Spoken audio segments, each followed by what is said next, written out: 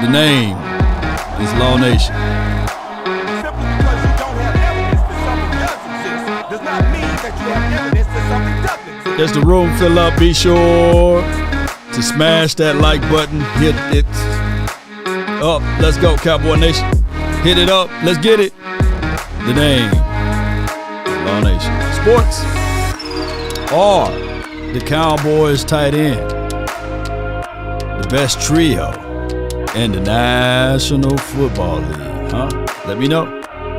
Shout out to you, Jay Worthy, appreciate you. Raymond, appreciate you. Money making more. Let's get it. Come on. They say ain't no party like a cowboy party, yeah. What about a victory Saturday, huh? Come on. Absolutely. And remember, you're listening to nothing but the best. Come on. 5, 4, 3, 2, 1. Let's go. Come on. Hey. Come on. All right. What's up, everybody? What's up, man? I appreciate everybody who's jumping in on this Saturday conversational report about the Dallas Cowboys tight end. And I want to say this because on the larger note, you would say to yourself, is this a product of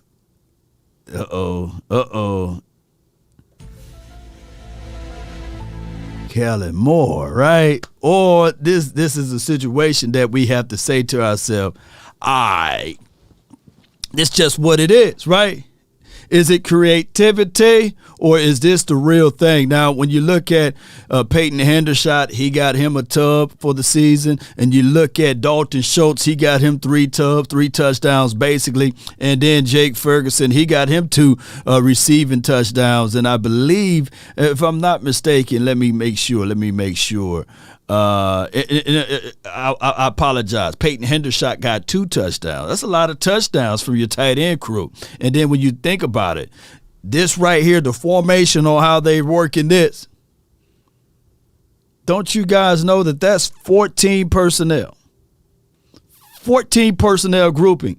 And shout out to them boys all the way right here. Because now when we think about that and we say to ourselves, is this the situation that you all want to see, Cowboy Nation? The ability to have our tight ends out there, to have those type of wiggle room out there, to be utilized and used like that in that type of light, Cowboy Nation.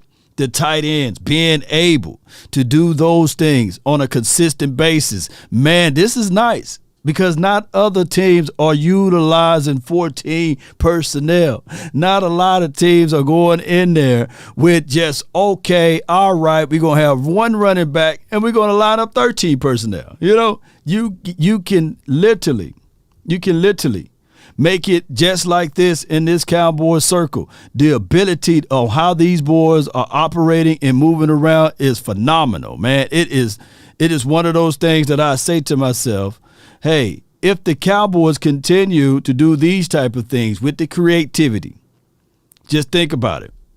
Just think about what they're doing on how the confusion is there for the opposing team. And they're not showing all what they really got, Cowboy Nation. So when I say, the Cowboys 14 personnel or 13 personnel, or when they go to 0-3 personnel, Well, what I'm saying is that there are known knowns and that there are known unknowns, but there's also unknown unknowns, things we don't know that we don't know. Yes, indeed. So a couple of weeks ago, I said 2 things can be true, right? And when you look back at these type of plays and these type of operations, you will have to say to anyone, Marvin says, I don't remember having trio tight ends like this.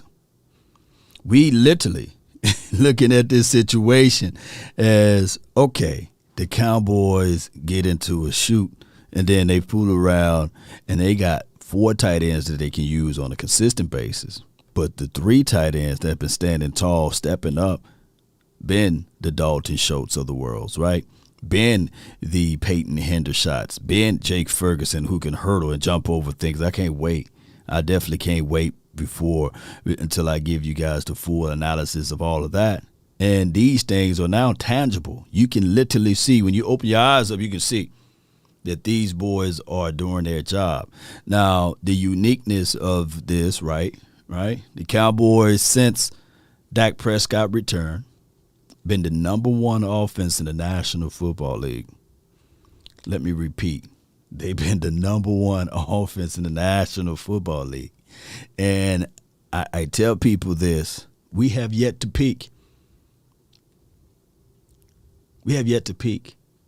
And if they can continue to keep this balanced approach on the table, if we, baby, can average, hear me out, 120 to 140 yards rushing, plus whatever we do on the offensive side of throwing the ball, and keep the TOP, time of possession, and understand that if you play that complementary football, we are in our bags. One thing that I want to tell everyone is that when you look back at the game, the final score should have been like 31-13, right? Or at least 28-13. When you really look back at everything, right? And you'll say, all right, the last touchdown was cheap against the Giants, right? Giants versus the Cowboys on Thanksgiving Day. We are in good spots. We are. Taco Casa says, is James Washington our fastest receiver? Can we please get some speed? It goes back to what I said on the final word. Shout out to my dogs over there. Those boys been getting it out of the mud, you know. Those boys been getting it out of the mud. It's not about the quickness. Who are our most explosive players on this team on the offensive side of the coin? Who are our most explosive guys? I want to show y'all this 14 personnel. I want to know in the chat, who are our most explosive players on this team on the offensive side? Give it to me in order. First and foremost, I would say Pollard, the most explosive player. The second explosive player is C.D. Lamb. There was an interview last week, and Coach Jerry Jones said, we need to get the ball to those 2 guys. And what I want you guys to know, that even when we talk about Ezekiel Elliott, it was a good day. Even when we talk about Ezekiel Elliott and we talk about these things that he brings to the table, he is compact explosive, right? Meaning that in a small spot, he can give you those dirty yards, right? He can bust one open for you. He can do the toss play on the edge, and he can get necessary yards down the field for you, right, on the offensive side. But when you look at Tony Pollard, he is your long, explosive guy. Tony Pollard is that type of guy that when you look back at what he brings to the table, he can give you those long runs. It was a good day. He can give you those long runs. And Micah Parsons. You can sit back and say to yourself, all right, I like what he brings to the table, Cowboy Nation. Because when you look back at these things, I don't know why my real loops are kind of weird right now. They ain't nothing but a G thing, baby. All right, so when you look at Tony Pollard, what he brings to the table are those explosive long plays, right? Have you ever, Cowboy Nation, have you ever tried to park a car, right, in a garage and they say compact only, meaning that the small car can fit right there, but it's like the reverse effect. Zeke is that compact spot that's on this team. Compact car only. And I'm not saying that Zeke is small. I'm just using the analogy, meaning that this tight spot for this team you need to utilize Ezekiel Elliott. But on long pursuits, you need to utilize Tony Pollard, right? So now that's what I'm trying to say or convey to you guys. All right, we got a first super chat of the hour. Appreciate you, man. Thank you so much. Appreciate you, man. In that super chat, it goes like this. It says, "What's going on, Law? Hope all is well. I am liking the tight end capabilities that we are showing. Hopefully Kellen and Mike continue to utilize it. Go Cowboys. All love, man. Continue to impeccable work." Appreciate you, man. Appreciate you, bro. Appreciate you so much, man, for that and your support. Let me fix my super chat box up. Give me 1 second. Bam. And this is what I like about this. It's the room fill up. Thank those who said, "Hey, man, I'm not getting the notification." What I've learned is if you're not getting the notification, just hit that notification bell and then turn it on and then turn it off and then turn it back on, right? Sometimes you got to do that. Sometimes you got to turn the lights on, turn it off, and then turn it back on. Then they all work. So I appreciate those. Here's my thoughts on the tight end.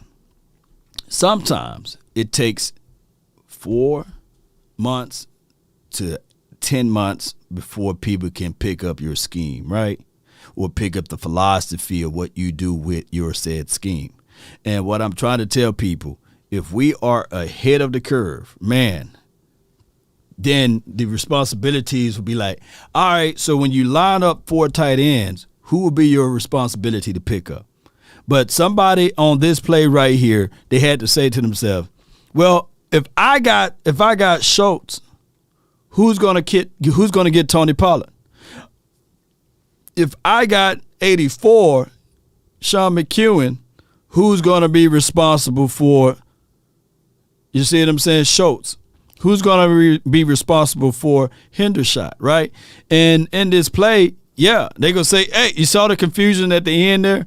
Like, you still got to be mindful of Tony Pollard. And then what will happen here is this is 14 personnel, right? It's all considered out of a package, what we call jumbo package, right? But in the same breath, as soon as they pick this up, what if I throw at them 23 personnel, right? That meaning when you talk about personnel grouping, the first number will always signify the amount of running backs that you have on the field, right? That's why I say 11 personnel is 1 running back, 1 tight end. 12 personnel is 1 running back, 2 tight ends. Well, 20 personnel is 2 running backs, 0 tight ends, right? So I'm just going over personnel groupings because a lot of people don't understand personnel groupings, right? Now, how you play on the defensive side of the coin, whether it's weak side, strong side, whether or not you got responsibilities for the tight end, your Sam linebacker, he's responsible for that. So you will have to make sure that your alignment and assignment is straight. So when you start talking about, all right, cool, now the Cowboys can do this same formation out of, dare I say, 23 personnel. What about if they throw 22 personnel? There will always be a situation in a scenario that you got principles from your linebackers and your safeties to make sure that they get things right. We need to invest in more 29. No, there's no such thing. BD grades at 29 personnel. Wait a minute. How you do that? But at this point, the Cowboys with this unique philosophy and how they group up everything is powerful. Why? Because it put the opposition on their heels. And when you think about it, Cowboy Nation, this team, this grouping, man, it will create all type of chaoses because you still have core principles that you have to abide by.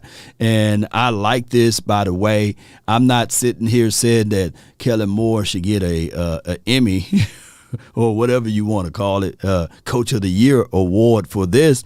But this is utilizing your strength, right? This is utilizing your unique skill set because your tight ends, some of your tight ends, since we elected not to have a fullback got fullback or halfback responsibilities, right? Do you think, and this is from Drizzy, do you think Dak and CD will get on the same page these next 3 weeks and work out the kinks with these routes in the middle of the field? This is from Drizzy. Let me pull this screen up, man. I think it's all fixed now. Drizzy, you with this conversation on Dak and CD Lamb, I think that you're right on the money. I would rather for these guys to get the kinks out now. So when you get to the tournament, which is the playoffs, the margins of error decreases, right? But what you want to know is it goes back to the timing offense that Troy and the playmaker had, right? There's documents out there that Troy can, Michael Irvin said if he run his route and close his eyes, he know that ball going to be there because it's anticipation, right? It's knowing that I trust my wide receiver and I trust my quarterback. And in order for these guys to get this out, they got to go through the growing pains. The efficiency level is at its all-time high in this modern-day football juxtaposed to when the Cowboys played in the 90s, right? It was common for the Cowboys to only have 14 touchdowns and 13 interceptions, right? 16 touchdowns, 17 interceptions, right? It was common during that time frame for a quarterback to throw INTs, right? The physicality of the defensive backs were at its all-time high, right? And that's just how it is. It was a battle. Aeneas Williams and all of those boys, they were nothing to play with. Troy Vincent, Bobby Taylor over there for the Eagles land, right? There were some good DBs back in those days. And it was a dog fight. It wasn't this cushion that we see now. It wasn't this soft coverage that we see now that players use their athletic speed to break in on routes, whereas they have better equipment that's lighter that they can move around. These guys are bigger, right? Now they got the rule where you got to allow the receiver to catch the ball before they turn upfield. Shoot, back in those days, you go across the middle. It's literally, if you ain't holding on to that ball, and they got a straight line on you, where my taps? Right? The Eric Allens of the world, the shutdown corners that they had back in the days, you don't see the levels and skill sets of cornerbacks like they had then versus now. Like, let's just be real, man. You know, it was a wave. It was a wave of now all of a sudden we got 5'10", like outside of Darryl Green. Now it's been a wave of like now you can get your 5'10", 5'11" DBs out there or your 6-foot DBs and things like that. Shoot. Aikman made the Pro Bowl. See, my guy B.D. Gray is spitting at most people right now. Aikman made the Pro Bowl, throwing 12 touchdowns and 13 interceptions in 19 of 96. Yeah, man, it like the efficiency levels now is at its all-time high. Like Chad Pennington was like that quarterback that he was a decade a little too late, right? You know what I'm saying? Like if you move Chad Pennington maybe into the year 2020, you know what I'm saying? He probably can make it, you know. You know, he was accurate, but man, he ain't had no juice on the ball, right? You know, but it was one of those things that now, you know, shoot, he can probably float the ball inside, and the DB got to wait for the receiver to catch so that he can move up, right? Love the run pass option with the multiple tight end set. This is from Doug Fresh. But to answer your question, my dog, Drizzy, I think that's why I said that I would love to see CD Lamb more on the outside, and you implement what this guy just said. He loved to see the option routes in the middle with the tight ends, basically. They're bigger. There are taller targets. And they tend to, if they know they finna get hit, they hold on to the ball a little bit longer, right? All right, so what I want to do is play this, because I forgot to play this the other day, and talk about my guy, Micah Parsons, okay? Hold on. Cal with the super chat before we talk about Parsons. Cowboys! Can't forget that the blocking is looking better too, so the run scheme is a big part of the tight end room as well. Run it up. Hashtag Dallas Cowboys for life. Yeah. I just wanna run it up. Can we check or something? Yeah, you're right. I had to hit that since he put run it up. You know. Yeah, y'all know how to run it up, right? You got to run it up. When he put that run it up there, baby. Run it up. Tell him run it up, baby. I wake up. I wake up, flex on down that check. Yeah, but I wanted to say this, though. Cowboy Nation. When you're talking about tight ends being able to block, there was a play that I should have highlighted a little bit better when I did my film breakdown, and it was Tony Pollard's touchdown. Let me go back to it if I can find it right quick. Y'all bear with me. Appreciate everybody for tuning in to the nation and for the nation on this play right here. You got to pay attention to Schultz. His ability to block downfield is just remarkable. You see how he walled off that guy, got his hands inside. Schultz in these last few games, pay attention to 86. Coming down, Phil, walled off. Get in the way. He can't cut. He can't make no short. He walled off too, right? If he gave up on his route, you know what I'm saying? That play never existed, So you got to look at all of those things, man, when we start talking about the ability for these tight ends to get in there and block. Look at 84. I mean, that's a first down right there. These tight ends been quietly improving on their blocking, and this is coming from a situation whereas you don't like this, you love this. When you see tight ends block, when you see those boys put a hat on a hat and they warding off things, shoo. Give kudos and credence to those guys for blocking. I know it's one of those stat lines that you look back at and say, all right, it don't goes down in the sheet. But shoot, look at that block. He Peter rolled. And Peter rolled him twice on that edge right there. I mean, there should be a workshop. Matter of fact, I'm going to reach out to the OC. And I'm going to say, hey, man, I know you like to call out on the offensive lines, but the extension of the offensive line, those tight ends. And these guys been blocking. Watching Peter roll him again. Bah, get out of there. Oh, you want to get back up?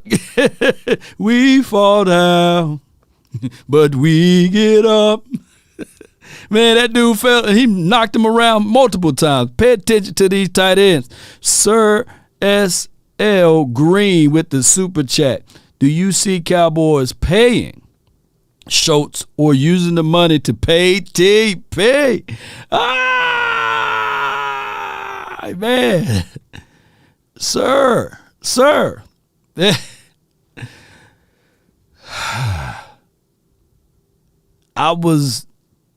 All right. If Schultz, this is my 100s with you, sir. How many more games we got? Like what? 7 more games, right? 7 more games, right around 7. Schultz right now. Let me pull up Dalton Schultz. He got 44 targets, 33 receptions, right? 310 yards. We know he was battling through injuries. 3 tubs, tied for 9th amongst all tight ends, right? And I'm looking at passer rating when targeted, 107.2. That is a remarkable number. Only 2 drops out of 44. I can't dog the man out of that, or out of 33 receptions, only 2 drops. I can't dog the man for that. And the year before when he was healthy, keep in mind he didn't have gaudy numbers as it relates to like reception totals and stuff like that of the Travis Kelce's and things like that. But passer rating when targeted with Dak Prescott was a 122. I'm on the record of Schultz of the Cowboys going with someone else, right? All off season, I was like, man, look, man, don't give that man 10.5. We can use that money for Bobby Wags. And let me see what Bobby Wagner is doing so that I make sure that I'm not let me see what Bobby Wagner is doing. Because I really wanted Bobby. Y'all remember that? I was like, man, you could have used that money to go here. You could have used that money to go there. I don't even know what he's doing. He probably fell off the face of this earth. Yeah. Oh, no, he's having a remarkable year. 53 solo tackles, 27 assists. They give him a lot of blues here. One missed tackle so far for the season. He's having a solid year, 3 sacks. So, I mean, would you want to have Bobby Wagner with the 3 sacks implemented with this particular defense versus a Dalton Schultz?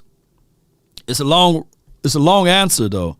But what I'm gonna do is I'm going to hold everything to the end of this year. If Schultz can get back to the year. And I know he's missing some games. Let me go back to his. If he can get close to this, let's say if he get eight touchdowns, right? Then I think that the Cowboys will figure out a way to either extend this man and still have enough money to pay Tony Pollard. Because when you extend it, they increase more money, and then some of that revenue from Amazon and everything. Remember, the salary cap should jump up by this year, and I think it's about 50 to 60 to 70 million dollars. But I want to know how you guys feel, because what I see from Schultz is Hendershot, Jake Ferguson, they all gravitate to him. And when I saw out of Schultz during training camp, if you guys remember, he was the last guy, him and Dennis Houston. You know, Dennis Houston picked up that from Schultz, although Dennis Houston, he's somewhere on the practice squad. But Schultz was the last guy to leave the field. Although I spoke glowingly of Schultz, he blocked me on Twitter, you know, shout out to Schultz. I just feel that they will have enough money to pay Tony Pollard and Schultz. Now, what they do with the other half of the money is this right here. At the end of this season, I hate talking about money midway through the season, and we know money is money. That's why you say it's money, my needs. You know what I'm saying? Is that you got other issues. You got 2 guys that you are you gambling with. You are literally gambling with. And it's due to your efficiency level of drafting. Keep in mind, you got 2 guys that's due an extension that you better extend them guys on the front end juxtaposed to waiting on the back end. And you guys know who I'm talking about. You know what I'm saying? And let me give me a Spartan war. Spartans! What is your profession? You got 2 guys. One wears 88 and the other wears number 7. That if you fool around and let those boys go into another year, because 7 been solid, he grew from last year. You know, so this is the thing. So you better, it's better to get in front of it before get behind it, right? Because if you wait through the year of 2023 and those boys put up another, they're going to be like, you know what I'm saying?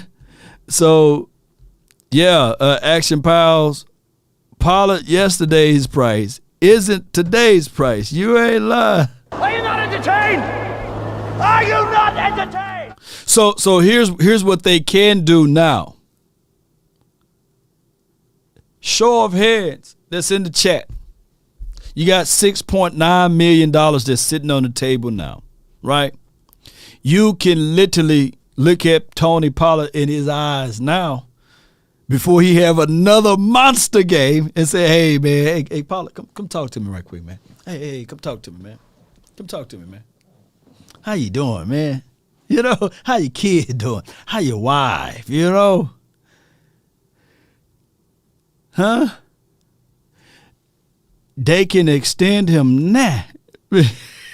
They can extend Tony Pollard and Terrence Steele now. Yeah, Jay Lombardi. Yeah, and Terrence Steele is another guy. But you see how all of this goes right here with the money and everything. You better do it now. You know, O-line is top priority. You know, yeah. Shout out to my guy, my brother from the same mother twin. A cup of coffee, laugh out loud. Yeah, you can't. Oh, Bear 24. You must be out of your goddamn mind. You know, you can find another Pollard. Man, you know, this is why. And I'm just joking with you, man. Don't take it to the heart. It is so hard to find meek, humbleness. It's hard to find those guys that got good character, that's not a chauvinist, that's soft spoken, that's not a me guy, right? You call it, I haul it. It's hard to find versatile weapons that can catch out of the backfield, that can be your slot wide receiver / running back / okay, I'm gonna let my guy Zeke do the job, because here's my thing is with this. There was a guy by the name of Joseph, right? And he had a lot of things going on in his mind. But one of the things that he said by this guy by the name of Joseph, that DeMarco Murray left a lot of meat on the bone. And if you give me a chance, and if you give me an opportunity, I can run behind this massive offensive line and prove it to you guys. Although, if you guys look at Joseph running resume, he was pretty good when they put him in as spurts, right? He was great and fantastic. But he didn't have all of his mental capacities or faculties together. He was in the store. It was North Park Mall. I've been up North Park Mall, and it's a nice mall. I would never, ever think to steal some cologne and some draws, right? To sully the name of the Dallas Cowboys. This dude stole cologne and draws. So on one end, you can say, yeah, I can find another running back. But in the same breath, can you find that meekness? You know, can you find that person that not to talk out, right? That's willing to stand in the A gap, B gap for blocking. And I'm not saying that Tony Pollard can't block, by the way. But be careful what you wish for, you know. Right? Everybody like, oh, man, let's get rid of DeMarco Murray. And against that Eagles game, when Joseph Randle had a situation to block and stand inside the A or B gap, I think his name was Hicks. Joe's was like, no, I'm going to leak out to the flats, man. And then Tony Pollard, and then Tony Romo.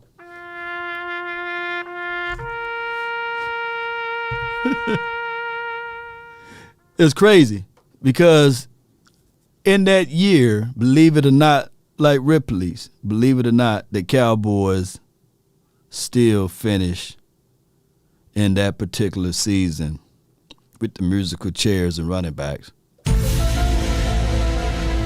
Third in rushing, by the way. Defense finished sixth, or top 10 in defense, basically.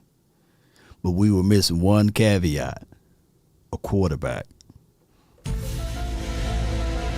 Because we felt that anybody could run behind that offensive line. Y'all remember that? So what I'm saying is be thankful that we have Zeke and Tony Pollard. Let's extend Tony Pollard within the next few days. There should be some breaking news or something like that if they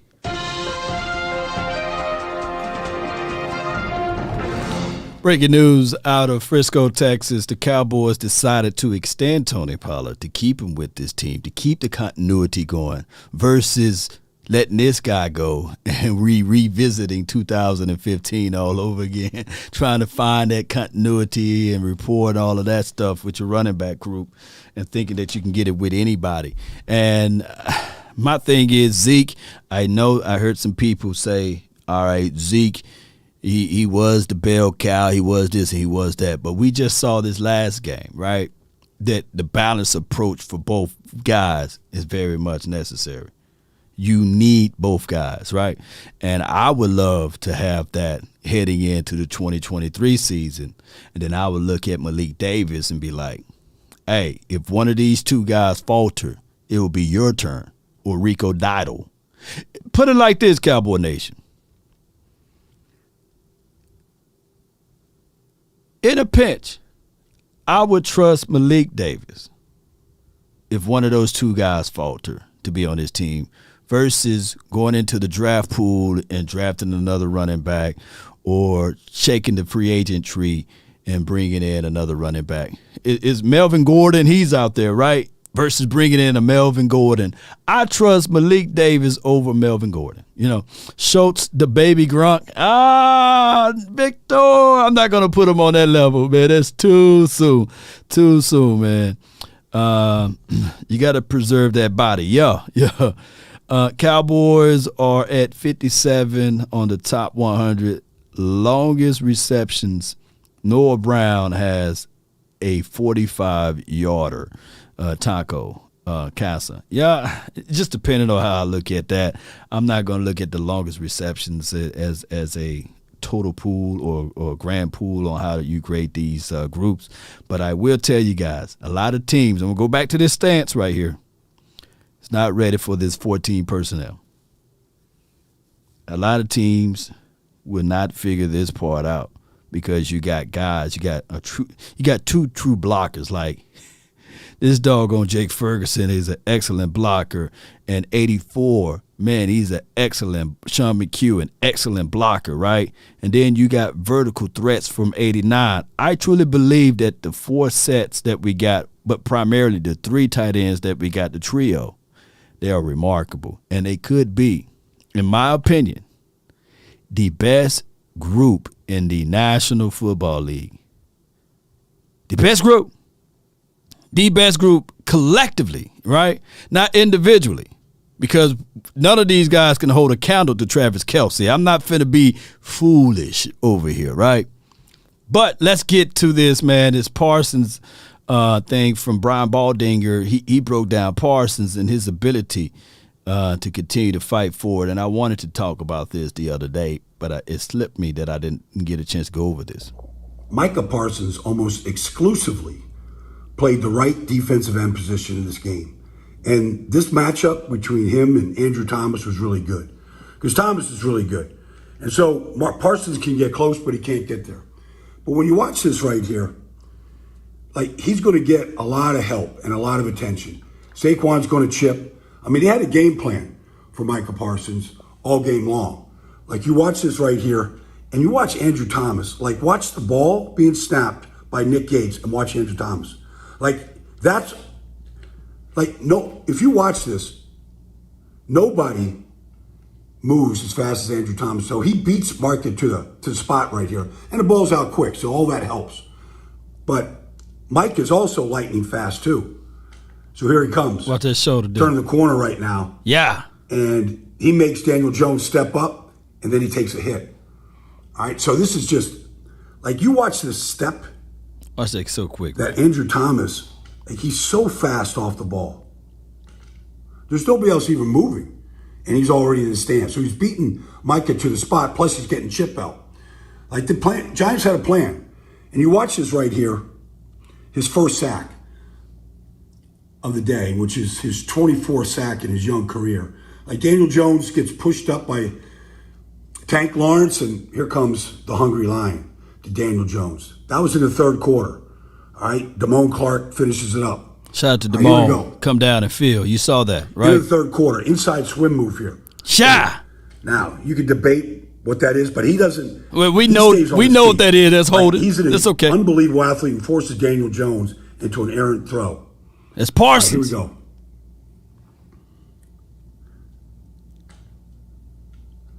This is the big moment. The moment when the game is still in the balance, right? Fourth quarter, takes Daniel Jones down. And on a team where the star is in the middle of the field, that's the game's biggest star. As big a star as there is, Micah Parsons. Andrew Thomas is sick because he had a good game, but he gave up that sack. Let me tell y'all Micah. something, man. When I talk about relentless motor, and I talk about Parsons being that catalyst, he brought up a point that why, hear me out, why defensive players can't be MVP. And I'm telling you guys, the nucleus, right? Those who love biology and botany and all of that stuff, the nucleus, the center of all of this is Parsons. Because what he does in a unique way, he allows everyone else to eat. He allows everyone else to gobble. He allows everyone else to play up to snuff, up to par in this game that we all love, called football. Biggie Bay. What's up, Law? The only team that can beat us is us. Man, I'm preaching that to the high heavens. Mike got to get this team focused and disciplined, or it's going to kill us in the end. Man, we're going to talk about that, Biggie B. And you, man, dog, you preaching to me, man. You preaching to the choir, too. But we're going to talk about that because my brother is in the chat, and if you look up matchups and everything, the only other team that I can see that got discipline on defense, right, and they got a uniqueness about their offense and approach are those 49ers, and I can't stand them. I can't stand those 49ers. And they are starting to rise up, right? And they probably got a easy schedule on the next few games, which can bring forth momentum. But back to the Cowboys on Parsons. Here we go right here. Shout out to How About Them Boys or How About Them 88s on the Twitter. I kind of took his excerpt here and I repurposed it on multiple platforms. He got the sack individual numbers. Dallas Cowboys sack leaders. You see the king that's on the top, right? The cream shall rise to the top is Parsons. Got 12 of them. Could literally have 13 or 14. Technically, if they finally called the holding calls or what have you, he would literally have 16 to 17 if the players in the opposing team didn't hold the guy. But that's a story of another day. This dude, as a part-time rusher, he's not a full-time rusher, got 12 of them. Right? Is that tied for first or second or something like that? Let me see where that's at in the National Football League as far as sacks or what have you. Let me see. I don't think that they put that there like that. Hold on. Let me see Parsons. Y'all help me out. Tied for second. Tied for first on forced fumbles, right? So dude is everywhere, man. Let me get back to this sheet right here. Dorrance Armstrong, he could have literally had 9 sacks too for the season, but he got 8. Making every single weekend, every single Sunday, I'm secretly eating crow, right? Y'all know where I stood at on Dorrance Armstrong. I said, man, if his parents named him Lawrence, he would have been a Hall of Famer, right? But he is Dorrance Armstrong Jr., right? He named after his dad, right? And then you got DeMarcus Lawrence, 6 sacks. Fowler with 5. Sam Williams with 3 of them. 3 sacks as a part-time. This dude now you have part-time workers and they work for 32 hours, a week or something like that. This dude doing all of that in 15 hours. You know what I'm saying? This dude, Sam Williams, he's not even getting some games. He would end the game with 8 snaps. 8 snaps. Just a week ago. About a week ago, he had 116 snaps for the season. right? Just a couple of weeks ago. So I know he ain't even bust open 200 snaps. Shoot, 116 snaps. I seen a game where Parsons had 63 snaps in one game, you know? So Sam Williams got 3 of them. 3. With a spoonful of snaps. That let me know that dude is explosive. And this season with the Cowboys, with over 40 sacks so far, I think it's like right at 45 or could be more. No team in the National Football League in their first 12 games or such, or by week 12, had this many sacks. They are literally on pace for breaking the 85 Bears record and shattering the Cowboys franchise record if they keep this up. Now, of course, stopping the run, that's a story of another day, but I'm looking at the kind of calibers of quarterbacks that we're about to play. That number is about to increase. We are doing something special over here in Cowboys land. You know, 63 snaps is pretty much the entire game for a defense. That's insane for a pass rusher. Yeah, you know, so you're right. He was dog beat. You know what I'm saying? I'm talking about Parsons in that game. He had like 63, or it could have been more. You know, don't want to shortchange the man. So I look at Sam Williams. Let me see who else we got on this list. J-Rock with 2. Donovan Wilson, if they ever include like intentional grounding, right, as a sack, he literally had, I believe, 2 intentional groundings, or forced upon 2 intentional grounding. He would have 5 for the season, right? And then, of course, Osa, Chauncey, Gallimore, LVE, and Jordan Lewis, man, those boys been remarkable, man, for what they do and bring to the table. They've been remarkable, Cowboy Nation. Word up, speed, instinct, strength, tenacity. That's what my guy Blue stay true. Yeah, speed, instinct, those things, man, when we look at this team, man, when I look around, I say, man, these boys are flying. And on a Saturday afternoon, let me stop what I'm doing, man. Hold on. Dracarys. I didn't know y'all was on. Boy. We got over 500 people in here. Shoot. And they were my Facebook people at, man. Shout out to you, Verdi, Sonny, Everett, man. On a Saturday, baby. I appreciate y'all, man. On a ill-advised, because I don't let y'all know when I go live. They let me know that all of y'all are hitting that notification bell. And when Law go live, y'all say, man, let me stop what I'm doing, man. Let me finish eating these leftovers. Hey, let me know in the chat if the leftovers still there. There should be. Ain't no way, man. Ain't no way y'all should still have mac and cheese left over. If you still have mac and cheese left over, man, something wrong with y'all, man. And there's no way them candy yams, there's no way them yams. No way them yams are still left over to this day. Ain't no way. You know what I'm saying? No leftover. Ain't no way y'all still got yams left over. Right now, you should. I'm looking at the leftover report. You know, let me pull it up. Ain't no way, man. Ain't no way. I ain't never eaten at your house if you still got leftover mac and cheese right now. Let me pull up the leftover report.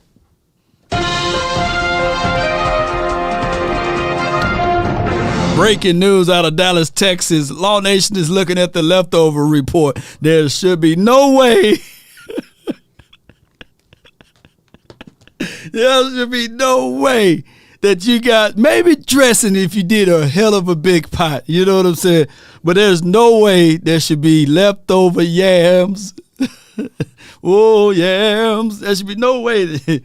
Sweet yams. There should be no way yams left over, man. Or the mac and cheese. You know what I'm saying? Or any of the casseroles right now. Now, all that food should be gone. Appreciate y'all, man. Sadiq, what's good? Dracarys. She said, Law over 500 and 205 likes. Man, come on, man. Y'all get that number up, man, for your boy. Shame. Shame. Now, Now, we just got broccoli casserole dressing and a little turkey. Yeah, I can understand because not everybody eat broccoli. You know what I'm saying? Yeah, I can see a little bit of that. Now, the turkey right now, y'all should be like, all right, let me make me a sandwich out of the turkey. If you got that spiral ham with the glaze on it, it should be down at the little hole right now. Thank you for tuning in to the Law Nation Film Session. As you take a deeper look at the ham should be at the hole right now, you know, and you should be slicing that to be putting it in between some bread or something, you know. I've been out for several days from the food coma, Law. Man, I need to come over there and eat where you at, man. Come on with it.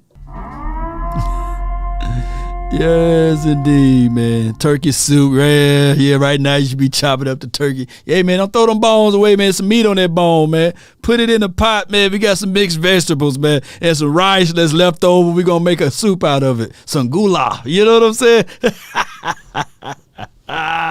What's good with y'all, man? I really appreciate y'all so much for tuning in on this beautiful Saturday, man. Somebody DCFL, yeah, mac and cheese with Kato and 30 minutes of the Thanksgiving, yeah. Carcasses, bones, yeah. Hey, don't throw them bones away, man. There's meat on that bone, man. Don't throw them bones away, man. We can make a soup out of it, you know. All right, man. Stock and all of that stuff, and bring it out to Thanksgiving film session. All right, sweet potato pie. Yeah. Appreciate y'all, man, so much for tuning in. All right, so that was the end of this episode. As we depart, there's no way potato salad is still around. If your potato salad is still around, it was a horrible one. It was the dish that everybody overlooked. And if you still have devil eggs, man, just don't even let me know, because they let me know if you still have devil eggs supposed to be smashed before people do their prayer and everything. That devil egg supposed to have been gone, right? Yes, the devil egg supposed to have been gone. The devil egg supposed to have been gone before you even said your prayers. You know what I'm saying? Appreciate y'all so much for tuning in to the nation and for the nation. That was my thoughts on the 14 personnel. Just remarkable. Just looking back at some of the film, some of the clips, the brilliancy that we see out of Kellen Moore. It's little hiccups here and there, but overall, man, the Cowboys, the only team that I feel that the Cowboys can be stopped from would be the Cowboys. Right? Yeah, it should be the Cowboys. That's the only team. I know my brother going to be like, nah, the Niner gang, bang, bang, and all of that stuff. But nah, if the Cowboys stick to their philosophy and their formula, man, a lot of things can happen good for them. In a great way, Cowboy Nation. Thank those, man. Still enjoy your family. And if y'all got me something on Black Friday yesterday, let me know, man. I really appreciate it, man. Thank y'all so much, man. If y'all thought about me and say, Lord, I'm going to send you something, man. I got some hats and stuff for you, man. I saw it on discount, man. I appreciate you, Lord. 2 for the price of 1. Yeah, the deepest team ever. Steve White, you're right. What offensive personnel groupings do you think would present the toughest matchup for the 49ers or the Philly in the playoff game? Oh, why you gonna ask? Why you gonna give me that good super chat right then? Let me hit it again.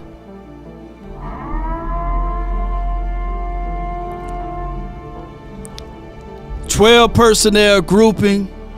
The Eagles don't have nothing to stop that. They don't have no way to stop that. For the Niners, same grouping. Those boys, they play great zone cover defense. The Niners, they got a good interior and they got a hell of a pass rush, and their linebackers can fly. Yeah, shout out to those boys though. But you got to match physicality. You can't finesse those boys. You can't. So if you try to go ace, even if you try to go on a consistent level with 11 personnel, that'd be too much finesse. You got to match the power with those guys. You got to tire the Eagles out. Stretch them. That's why they went When they fell short, they said, look, we got to go get Sue. We got to go get Lavelle Joseph. But what you got to do in that situation is stretch them, run it. Physicality. Bring the pain. That's what you got to do. Look at what the Washington team did to the Eagles, right? You got to bring that physicality. You got to bring that type of temperaments to the table. So shout out to you in that super chat. That was an underrated super chat by Cannon. Yeah, bring that 12 look. Then you can hit him with the 13. Yep. Power, attitude, tenacity will beat the Niners. You got to bring it. If you soft with the 49ers, it will show up. If you soft even with the Eagles, it will show up. Believe it or not, right? Got to know your opponent, know your opposition.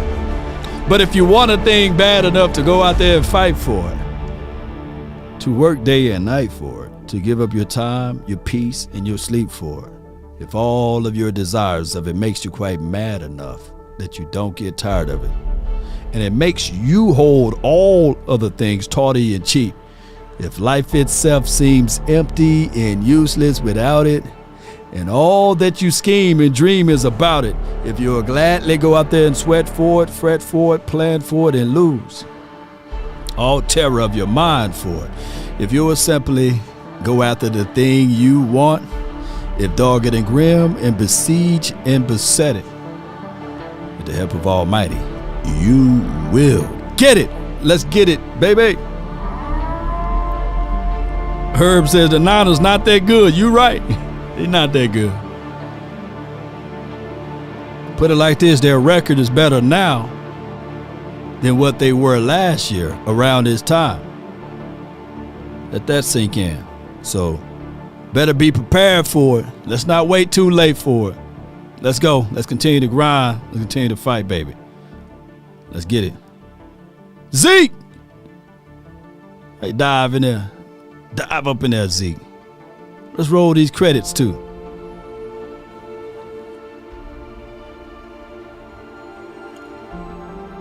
This is a mini bye week, so this is victory Saturday.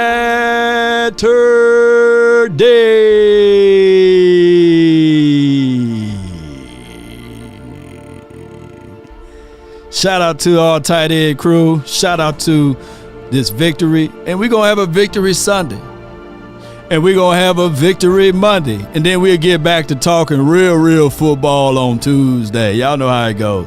Cowboy Nation, stand tall. Let's continue to grind and shine. DC for life, not for short. Shout out to everybody who supported this. Let's go on this impromptu show. Shout out to y'all, man. Yeah. Let's run it up for him.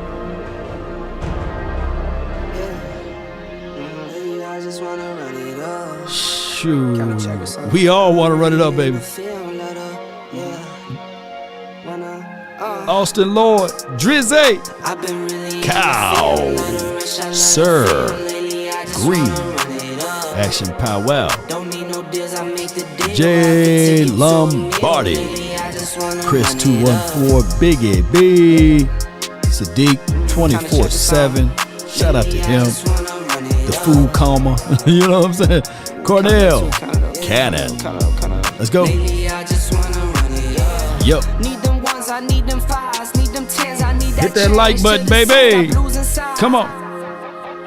Greens and pinks, it's all the same. I still say and roll my change. Take some losses when I play. Charge it to the game. I'm with A, yeah, I'm with T Black, I'm with Rabbit now. Come on. I'm with A, yeah, I'm with J, yeah, I'm with Chuck and now. All right. Still the same, not switching sides. Now it's about loyalty. All right. You switch sides off for the bag, and that's worth more. Let me check in on the Vikings horn one more time, man. Let's see if they fix their horn. Even though they won the other day, the horn still broke over here. The Giants thought they was gonna win too. Come on.